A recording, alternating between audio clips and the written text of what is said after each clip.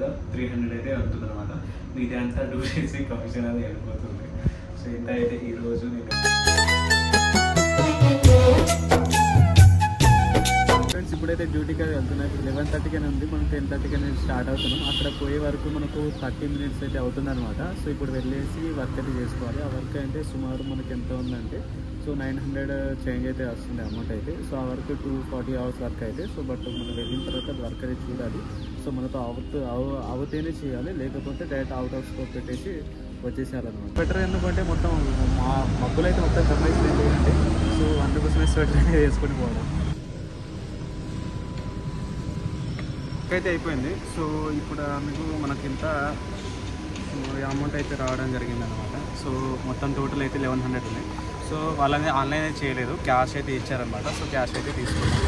మొత్తం total 1100. So దీనికి మనకి ఎంత మిగులుతుంది అంటే 900 చైన్ అయితే మిగులుతుంది. 950, 900 అలా మిగులుతుంది అనమాట. సో వర్క్ అనేది మనకి ఎంత ఓన్లీ 2 అవర్స్ 1.5 అవర్లో అయిపోయింది వర్క్ అయితే. 1.5 అవర్లో 900 ప్లస్ అయితే మనకు రావడం జరిగింది. ఉండే సో ఆర్డర్ కూడా కంప్లీట్ అయిపోయింది అనమాట. ఒకటే ఉండే దాంట్లో. సో ఇప్పుడైతే మళ్ళీ నెక్స్ట్ అయితే 7కి ఆర్డర్ ఉంది. సో ఇప్పుడు కస్టమర్ కాల్ చేసి వెళ్ళాలి. సో అది 1000 రూపీస్ ఉంది, మనకు 900 వస్తాయి, 900 రూపీస్ ఉంది అనమాట. సో ఫ్రెండ్స్ ఇప్పుడైతే 7 అవుతుందన్నమాట. 6కి అయితే వచ్చాము. సో ఇది 1 అవర్ అంటే 2 అవర్స్ 40 మినిట్స్ పట్టాల్సిన టైం అయితే 1 అవర్లో కంప్లీట్ అయిపోయింది. సో ఇప్పుడు లిఫ్ట్ అయితే కోసం వెయిట్ చేస్తాం. కోసం వెయిట్ చేస్తాం అనమాట. ఇక రాగానే వెళ్ళిపోవాలి. లిఫ్ట్లో ఉన్నాం ఇప్పుడైతే వెళ్తున్నాం.